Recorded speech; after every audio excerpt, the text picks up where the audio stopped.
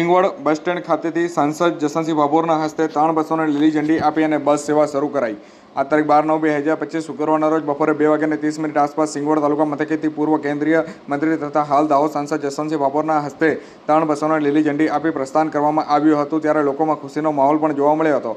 દાહોદ સાંસદ જસવંતસિંહ ભાભોર, પૂર્વ તાલુકા પંચાયત પ્રમુખ C.K. કિશોરી, સિંગવડ સરપંચ લખીબેન વહુનિયા, કરણભાઈ વણજારા, ભાજપ પ્રમુખ મહેશભાઈ બારિયા, નરસિંહભાઈ પરમાર તથા ભાજપના ખૂબ મોટી સંખ્યામાં કાર્યકર્તાઓ અને મોટી સંખ્યામાં ગ્રામજનો નાગરિકો હાજર રહ્યા હતા। અને એસટી વિભાગમાંથી DTO વિલ્સનભાઈ સંગાળા, સ્ટેટ ઓફિસર વિજયભાઈ રાઠવા, ડેપો મેનેજર શાંતિલાલ પટેલ હાજર રહ્યા હતા।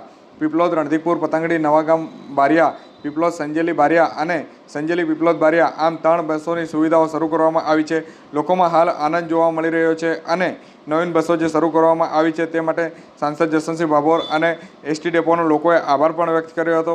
બીજી ઘણી નવી બસોની માંગણી છે, પરંતુ હાલ આ 3 બસો શરૂ કરાતા લોકોમાં ખુશીનો માહોલ જોવા મળી રહ્યો છે।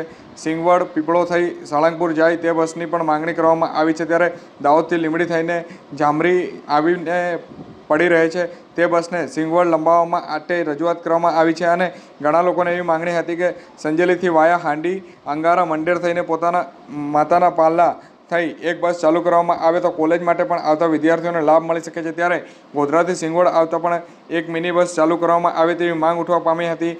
બસના અધિકારીઓ દ્વારા જે બસની માંગણીઓ કરવામાં આવી હતી તે બસ ચાલુ કરવામાં આવશે અને લોકોની તકલીફ દૂર થશે તેવી વાત કરવામાં આવી છે।